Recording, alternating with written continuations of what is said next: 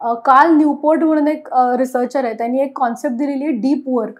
त्याच्यामध्ये काय आहे, की तुम्ही कुठल्याही डिस्ट्रॅक्शन शिवाय जेव्हा फोकसनी काम करू शकता, तर तुमची प्रोडक्टिव्हिटी खूप वर जाते आणि कामही पटकन होतं. एखाद्या मोठा प्रॉब्लेम आहे किंवा छोटा प्रॉब्लेम आहे, त्यावर प्रॉब्लेम सॉल्व्हिंगची कपॅसिटीज कमी होणे, असे बरेच कॉग्निटिव्ह लेव्हलवरही प्रॉब्लेम्स होतात किंवा मेमरीचा प्रॉब्लेम आहे. आपण जसं आपल्या इव्हन फिजिकल हेल्थसाठी काही सवयी चांगल्या मानतो, की लवकर उठा, चालायला जा वगैरे. तशा काही सवयी आपण स्वतःसाठी डिजिटल फिटनेससाठी लावून घेऊ शकतो.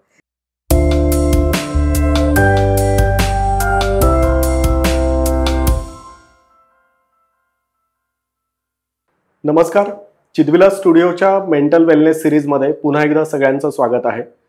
या मेंटल वेलनेस सिरीजमध्ये आपण मानसिक स्वास्थ्य, मानसिक आरोग्य या विषयांमधील विविध एक्सपर्ट सोबत सातत्याने गप्पा मारतोय, अनेक गोष्टी समजून घेतोय.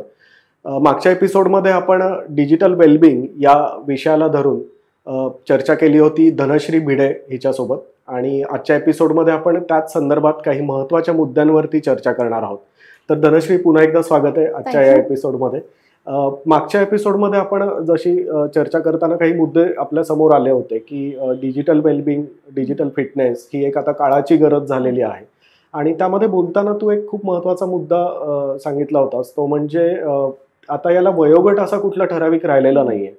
तो प्रत्येक वयोगटामध्ये ही समस्या निर्माण होतीये. डिजिटल वेलबिंग करणं गरजेचं आहे. तर त्याबद्दल तुझं सविस्तर काय म्हणणं आहे? ही अगदी खरी गोष्ट आहे, की आता ही कुठल्या वयोगटासाठी लिमिटेड राहिलेले नाहीये. त्याचं कारण एक असं आहे, की ऍक्सेस हा सगळ्यांनाच आणि सगळीकडेच अवेलेबल आहे. म्हणजे अगदी 4 वर्षाच्या मुलापासून ते 80 वर्षाच्या आजोबांपर्यंत, आजींपर्यंत फोन सगळ्यांकडे आहे, ऍक्सेस सगळीकडे आहे. आणि कॉन्टेंटला अंत नाहीये. म्हणजे पूर्वी कसं होतं, की एक न्यूजपेपर आला तर एक न्यूजपेपर वाचाल, 2 वाचाल, ते वाचून झाले की झालं, ते आपण ठेवून द्यायचो. पुस्तकाचंही तसंच होतं. इथे प्रॉब्लेम हा आहे, की त्या कॉन्टेंटला अंतच नाहीये. तू कितीही स्क्रोल केलंस किंवा खूप वेळ बघितलंस, 4 तास बघितलंस, म्हणून असं होणार नाही की अरे आता कॉन्टेंट संपला, आता मी झोपतो किंवा मी दुसरं माझं काम करतो. जोपर्यंत तुम्ही बघाल तोपर्यंत कॉन्टेंट अवेलेबलच आहे. हे 2 मेजर प्रॉब्लेम्स आहेत, की ऍक्सेस आणि अनलिमिटेड कॉन्टेंट. आणि त्यामुळे ते आणि प्रत्येक वयोगटासाठी आहे. असं नाही की लहान मुलांसाठी जास्त कॉन्टेंट आहे, वयस्क लोकांसाठी कमी आहे, असं काही नाही. प्रत्येक वयोगटासाठी, प्रत्येक विषयावरती वेगवेगळा कॉन्टेंट अवेलेबल आहे. आत्ताच्या तुझ्या बोलण्यामध्ये हा एक खूप महत्त्वाचा मुद्दा आलाय, की कॉन्टेंट अनलिमिटेड आहे. बरोबर. पण त्याला कुठली लिमिट नाहीये असं मला वाटतं, की कुठल्या वयोगटासाठी कोणता कॉन्टेंट असावा, आणि त्यामुळे कुठल्याही वयोगटातली लोक काय बघतायत हे कुणाच्या हातात राहिलेलं नाहीये. तर त्याची त्यामुळे काय प्रॉब्लेम्स होतात? हो, नक्कीच. म्हणजे एस्पेशली जी लहान मुलांच्याकडे डिव्हायसेस आहेत त्याच्यावर फार कंट्रोल नाहीये आणि ते मग कुठलेही साईट्स बघतायत किंवा कुठलेही व्हिडिओज बघतायत, तोही एक सिरियस प्रॉब्लेम आहे. त्यामुळे हा प्रश्न नक्कीच महत्त्वाचा आहे, की त्याच्यावर लिमिट कशी घालायची किंवा कंट्रोल कसं करायचं. तर ते काही ॲप्स वगैरे आहेत ज्यांनी आपण लहान मुलांचा स्क्रीन टाईम कंट्रोल करू शकतो, की ते काय बघतायत. पण एका पॉईंट नंतर तेही तितकं इफेक्टिव्ह किंवा पॉवरफुल नाहीये. आणि स्क्रोलिंगचं जे तू म्हणालीस ते तर खरं आहे. म्हणजे मी स्वतः इथे खूपदा अनुभवतो, की स्क्रोल करत राहिलो आणि बघतोच आहे, मग वेळ किती गेलाय कळत नाहीये. तर त्याला काहीतरी एक विशेष एक टर्म वापरली जाते माझ्या मते. हो, त्याला झॉम्बी स्क्रोलिंग किंवा डूम स्क्रोलिंग म्हणतात. ओके. तर ही जरा गंमतशीर कॉन्सेप्ट आहे, की झॉम्बी स्क्रोलिंग का, तर झॉम्बी म्हणजे जी लोक, म्हणजे झॉम्बी हा शब्दाचा अर्थ असा आहे, की मेलेली लोक जी तरी फिरतायत आणि चालतायत. तर होतं काय, की जेव्हा तुम्ही स्क्रोलिंग नॉनस्टॉप करता, अनलिमिटेड स्क्रोलिंग करता, तुमचे डोळे लाल होतात, तुम्ही असं ते खाली बघून करता, त्यामुळे मान दुखायला लागते, तुमचा चेहराही थोडा वेगळा दिसायला लागतो. असं खूप तास न झोपल्यावर कसा चेहरा दिसतो तसा दिसायला लागतो आणि त्यामुळे तुम्ही झॉम्बीज सारखे दिसायला लागता, असं एक म्हणणं आहे. आणि त्यामुळे ती टर्म आलेली आहे झॉम्बी स्क्रोलिंग. कळतच नाहीये किती वेळ स्क्रोल करतोय, चालूच आहे, कॉन्शियसली काहीच माहित नाहीये. आणि दुसरा एक महत्त्वाचा अँगल झॉम्बी स्क्रोलिंग किंवा डूम स्क्रोलिंग मधला आहे, की काही पर्पज नाही किंवा अजेंडा नाहीये. मी असंच कधी कधी एंटरटेनमेंट म्हणून चालू करते आणि मग त्याला काही थांबता येत नाहीये मला. पण मग धनश्री, मला असं वाटतं की मागच्याही एपिसोडमध्ये आपण या विषयावरती बोलत होतो, म्हणजे काही प्रमाणात आपली चर्चा झाली होती, की या सगळ्या डिजिटल डिव्हायसेस आणि या सगळ्या गोष्टींचे दुष्परिणामही खूप भयंकर होत चाललेत सगळ्याच वयोगटावरती. तर मला वाटतं त्यावरती अजून आपण सविस्तर चर्चा करूया, की हे काय दुष्परिणाम आहेत आणि भविष्य काय असणार आहे या सगळ्या गोष्टींचं. तर ह्याचा एक महत्त्वाचा दुष्परिणाम असा आहे की ते आता ॲडिक्शन लेवलला व्हायला लागलेलं आहे. सुरुवातीला काय होतं, नवीन फोन होता तेव्हा सगळ्यांना मजा होती, क्युरिओसिटी होती, वापरायला लागले. मग हळूहळू त्याची सवय झाली, मग ऑब्सेशन झालं आणि आता त्याचं ॲडिक्शन मध्ये रूपांतर व्हायला लागलं. हा एक खूप मोठा प्रॉब्लेम आहे. आणि याच्यात कसं आहे की आपण जे डिजिटल फिटनेस म्हणतोय त्याच्या एकदम टोकाचं हे आहे की डिजिटल ॲडिक्शन, जेव्हा तुम्ही फोनशिवाय किंवा तुमच्या डिव्हायसेसशिवाय राहूच शकत नाही, ते ॲडिक्शन आहे. आणि डिजिटल डिटॉक्स म्हणजे अजिबातच स्क्रीन वापरायचं नाही. तर ह्याचा सुवर्ण मध्य डिजिटल वेलबिंग किंवा फिटनेस आहे. आणि त्यामुळे काळाची गरज अशी आहे, किंवा तू जे म्हणालास की फ्युचर काय आहे याचं, तर तुम्ही अजिबात डिव्हायसेसशिवाय राहूच शकत नाही. म्हणजे असं होणार नाही की कोणी वापरायचीच नाही डिव्हायसेस खूप काळ, असं तर होणार नाही. त्यामुळे त्याचा जो बॅलन्स साधणे आहे ते जमायला पाहिजे. आणि त्यामुळे डिजिटल वेलबिंग ही एक लाईफस्टाईल व्हायला हवी, वे ऑफ लाईफ व्हायला हवा. आणि ते आपलं फ्युचर आहे. जर ते आपल्याला जमलं तर आपण टेक्नॉलॉजीचा चांगला वापर करून प्रगतीकडे जाऊ शकतो. नक्कीच. पण मग त्याची जाणीव होण्यासाठी मला वाटतं या गोष्टीचाही विचार झाला पाहिजे की याचे दुष्परिणाम आता नक्की काय होत आहेत. म्हणजे कुठल्या प्रकारचे आजार समोर येत आहेत, किंवा माणसाच्या कामांवरती किंवा एकूणात प्रोडक्टिव्हिटीवरती काय दुष्परिणाम होत आहेत त्याचे. त्याला ना आता आपण जर फिजिकल ह्याच्यामध्ये बघितलं तर आपण जसं मागच्या वेळी बोललो की हार्ट रेटचे इश्यूज आहेत किंवा डायजेशन, हेडेक, हे सगळे प्रॉब्लेम आहेतच. पण याचबरोबर कॉग्निटिव्ह लेवलवर आम्ही ज्याला म्हणतो त्याचेही दुष्परिणाम होत आहेत. म्हणजे एकाग्रता एकाग्र चित्त न करता येणे, किंवा त्याचबरोबर एखाद्या मोठा प्रॉब्लेम आहे किंवा छोटा प्रॉब्लेम आहे त्यावर प्रॉब्लेम सॉल्व्हिंगची कपॅसिटीज कमी होणे, किंवा क्रिएटिव्हिटी म्हणजे ज्याला आपण म्हणतो काहीतरी एकदम सुचणं किंवा स्फुरणं हे कमी होतं. असे बरेच कॉग्निटिव्ह लेवलवरही प्रॉब्लेम्स होतात. किंवा मेमरीचा प्रॉब्लेम आहे. साधं उदाहरण द्यायचं झालं तर पूर्वी आपले कितीतरी लोकांचे नंबर तोंडपाठ असायचे, आपल्या मित्रमैत्रिणींचे आणि महत्त्वाच्या लोकांचे. आता विचाराल तर आपला नंबर सोडून मला नाही वाटत कोणी कोणाचाही नंबर पाठ करतं. इथपासूनच जर तुम्ही बघायला लागलात तर ते मेमरीचा पण मेमरीवर खूप इम्पॅक्ट होतो. हे कॉग्निटिव्ह झालं. आणखीन एक सांगायचं झालं तर ह्याचा सोशलीही खूप प्रॉब्लेम होतोय. कारण जर तुम्ही हल्ली एखाद्या हॉटेलमध्ये गेलात जिथे सगळं मित्रमंडळी जेवायला बसले, जाऊन बघितलं तर 90% लोक हे आपापल्या फोनवरती असतात आणि तिथे एकत्र येऊन बसलेले असतात. किंवा इवन घरी सुद्धा काही गेट टुगेदर असेल, दिवाळी आहे म्हणा, वाढदिवस आहे, जमलोय, तर सगळेजण आपल्या आपल्या फोनमध्ये काहीतरी बघत बसलेले असतात. इवन लहान मुलं जेव्हा खेळायला एकत्र येतात, पहिला थोडा वेळ खेळतात आणि थोड्या वेळाने म्हणतात आई फोन दे ना, टीव्ही लावून दे ना, आणि ते मग वाढत जातं. त्यामुळे सोशल इंटरॅक्शनच खूप कमी झालेलं आहे, किंवा जी एंगेजमेंट आहे, सोशल एंगेजमेंट, ती कमी व्हायला लागली. आणि त्यामुळे थोडेसे एकलकोंडेपणा किंवा असेही प्रॉब्लेम्स व्हायला लागले, किंवा कॉन्व्हर्सेशनच कमी होणं. त्यामुळे थोडासा नात्यांवरही त्याचा इम्पॅक्ट व्हायला लागला. एक्झॅक्टली. म्हणजे मी तेच म्हणणार होतो की एकूणात कुटुंबातलाही संवाद खूप कमी होत चाललाय, नात्यांमधलाही संवाद खूप कमी होतोय. आणि आजकाल खरं आहे ते, म्हणजे जिथे बघतोय तिथे प्रत्येक जण मोबाईलमध्ये अडकलेला आहे. म्हणजे घरात जरी 4 लोक बसलेले असतील तरी 4 लोकांच्या हातात आपापले मोबाईल आहेत आणि काहीतरी चालू आहे. हा म्हणजे ही तसं बघायला गेलं तर भीषण अवस्था आहे. म्हणजे हळूहळू याचे दुष्परिणाम खूप वाढत जातील. आणि ह्याच्यात आणखीन एक तू म्हणलास त्याच्या दुष्परिणामांमध्ये असं आहे की कामाच्या ठिकाणी आपण सेम डिव्हायसेस वापरतोय आणि करमणूक करण्यासाठी घरी आल्यावर टाइमपास म्हणूनही सेम डिव्हायसेस वापरतोय. त्यामुळे ती जी एक बाउंड्री आहे ती कुठेशी नाहीशीच झालेली आहे, की आपण कायम कामासाठी पण अवेलेबल आहे, कामाच्या जागी आपण टाइमपासचे व्हिडिओ बघतोय आणि ते सगळं मिक्स होत आहे कुठेतरी. खरंय. म्हणजे एकूणात विचारांवरही त्याचे परिणाम खूप होत असणार आहेत या सगळ्याच्या. त्यामुळे मग काम करतानाही सारखं लक्ष वेगवेगळ्या ठिकाणी जातं, की मी असं नाही की मी पूर्ण एकाग्र मनाने काम करते, त्याच्यामध्ये मध्येच माझ्या डोक्यात येईल की हे कोणीतरी पोस्ट केलंय, हा ईमेल आलाय, तो फोन आलाय, ह्यांनी फोटो पाठवलाय. सो कायम सारखं ते डिस्ट्रॅक्शन होत राहतं.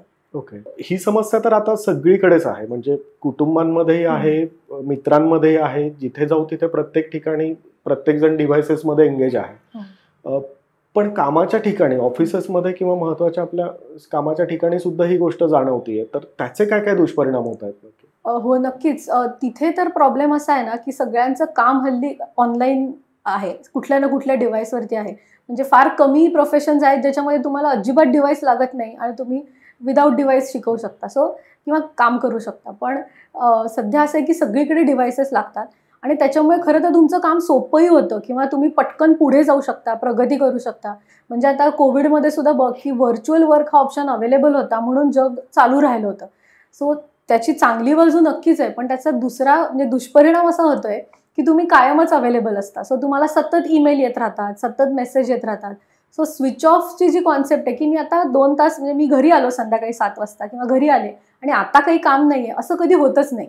तुम्ही कायम ऑन कॉल असता. जसं पूर्वी लोक म्हणायचे की डॉक्टर्सना कसं कायम ऑन ड्युटी असावं लागतं, तसं थोडंसं व्हायला लागलंय की कायमच तुम्ही आहात, की तुम्हाला कोणीतरी मेसेज करेल, फोन करेल, ईमेल करेल. त्यामुळे सतत डिस्ट्रॅक्शन आहे. त्याचबरोबर तुमचं काम पण डिव्हाइसवरती आहे आणि एंटरटेनमेंटचे म्हणजे सोशल मीडिया आणि हे सगळे डिव्हाइसवरती आहे. त्यामुळे एकदा तुम्ही काम करायला लागलात पण मध्येच असं वाटलं की कंटाळा आलाय किंवा नाही आता होते, तर आपण जे स्विच करतो, फेसबुक असेल किंवा कुठलेही सोशल मीडिया असेल त्याच्यावरती आपण जातो, ते पुन्हा कामावरती येणं हा एक मोठा प्रॉब्लेम झालेला आहे. किंवा त्याचबरोबर एक जी कामामध्ये म्हणजे एंगेजमेंट आहे, अटेन्शन स्पॅनची जी गरज आहे ती खूप कमी होते. म्हणजे जागतिक लेवलवरच अटेन्शन स्पॅन खूप कमी होतोय. अटेन्शन स्पॅन म्हणजे काय, एखाद्या गोष्टीमध्ये किती वेळ तुम्ही मग्न होऊन काम करू शकता किंवा फोकस करू शकता, ते जनरलीच खूप कमी झालेलं आहे. आणि कामाच्या ठिकाणी तर ते आणखीनच आहे. स्पेशली जर तुम्ही तुमच्या फारसं आवडीचं नसलेलं काम करताय किंवा ते उरकून टाकायचं असं काम आहे, तर त्यात सतत ही डिस्ट्रॅक्शन्स येत राहतात आणि पुन्हा कामाकडे येणं फार अवघड जातं. कार्ल न्यूपोर्ट म्हणून एक रिसर्चर आहे, त्यांनी एक कॉन्सेप्ट दिलेली आहे डीप वर्क. त्याच्यामध्ये काय आहे की तुम्ही कुठल्याही डिस्ट्रॅक्शन शिवाय जेव्हा फोकसनी काम करू शकता तर तुमची प्रोडक्टिव्हिटी खूप वर जाते आणि कामही पटकन होतं. पण अनफॉर्च्युनेटली ह्या सगळ्या डिस्ट्रॅक्शन्समुळे हे डीप वर्कचा टाइम स्पॅन फार कमी झाला आहे हल्ली. म्हणजे साधारण एक 5 मिनिटाच्या वर तुम्हाला फोकस करता येत नाही इव्हन कामाच्या ठिकाणी. त्यामुळे त्याच्यात इतकी एनर्जी वाया जाते की तुम्ही डिस्ट्रॅक्ट होणार, त्या प्लॅटफॉर्मवर जाणार, मग त्याच्यात खूप वेळ घालवणार, मग पुन्हा येणार, परत तुम्हाला कंटाळा येणार किंवा लक्ष न लागणं हे प्रॉब्लेम होणार, पुन्हा सोशल मीडियावर जाणार, असं ते थोडंसं फार होतं. किंवा इव्हन सतत कोणाला तरी फोन करून बोलणे, गेमिंग. आता कारण स्क्रीन टाईमचे अनेक प्रकार आहेत. काहीतरी सिरियल बघत बसणे, म्हणजे तुला सांगितलं तर आश्चर्य वाटेल, माझ्याकडे काही क्लायंट्स येतात की आम्हाला सतत इतकं सिरियल किंवा हे बघायची सवय लागली आहे फोनवर की आम्ही ऑफिसमध्येही ते करत बसतो, एकीकडे एक कानात हेडफोन लावून किंवा असं. तर ही इतकी अशी गंभीर समस्या झालेली आहे की आपल्याला स्वतःला कंट्रोल करता येत नाही आणि मग प्रोडक्टिव्हिटी खूपच कमी होते. आणि मग याच्यामध्ये एका वेळी अनेक डिव्हाइसेस चालू ठेवण्याचं प्रमाण खूप वाढलेलं असतं. हो, फार वाढलंय. एकीकडे पीसी आहे, एकीकडे मोबाईल आहे आणि इकडे काहीतरी वेगळंच चालू आहे. अशाही गोष्टी घडतायत बऱ्याच. आणि हा खूप डेंजरस वापर आहे म्हणजे स्क्रीनचा. एस्पेशली जेव्हा तुम्ही वर्क फ्रॉम होम किंवा असं करत असाल तर एकीकडे टीव्हीवर काहीतरी सिरियल लावली आहे, पिक्चर लावलाय, एकीकडे तुम्ही लॅपटॉपवर करताय, फोनवर आणखीन कोणाशी तरी बोलताय, असं 3-4 स्क्रीन्स जेव्हा एकत्र वापरता तुम्ही, त्याने तुमच्या ब्रेनवरती इतका ताण येतो आणि अक्षरशः म्हणजे ओव्हरलोड होतं. कारण जी कपॅसिटी आहे तुमची त्याच्यात तुम्ही खूप स्ट्रेच करताय आणि जे ऍक्च्युअल वर्क आहे ते तुमचं होतच नाहीये. त्यामुळे त्यांनी स्ट्रेस लेवलही खूप हाय होते. पण मग एकूणच म्हणजे सर्व वयोगटासाठी म्हणून जर विचार करायचा म्हणालो आपण ह्याचा, तर मग तुझं यावरती काय मत आहे की काय पद्धतीने आपण हे कंट्रोल करू शकतो किंवा डिजिटल फिटनेस जो आपण मुद्दा म्हणतोय तो डिजिटल फिटनेस हा कलेक्टिव्हली सगळ्यांनी कसा करता येऊ शकेल? हा खूप छान प्रश्न आहे. पण काय आहे की प्रत्येक वयोगटाच्या गरजा वेगळ्या आहेत. त्यामुळे आपण जसं आपल्या इव्हन फिजिकल हेल्थसाठी काही सवयी चांगल्या मानतो की लवकर उठा, चालायला जा वगैरे, तशा काही सवयी आपण स्वतःसाठी डिजिटल फिटनेससाठी लावून घेऊ शकतो. की थोडक्यात सांगायचं तर झोपताना टीव्ही बघू नका, फोन बघू नका, अशा काही गोष्टी आहेत ज्या तुम्ही फॉलो करून हे साधता येऊ शकतो बॅलन्स.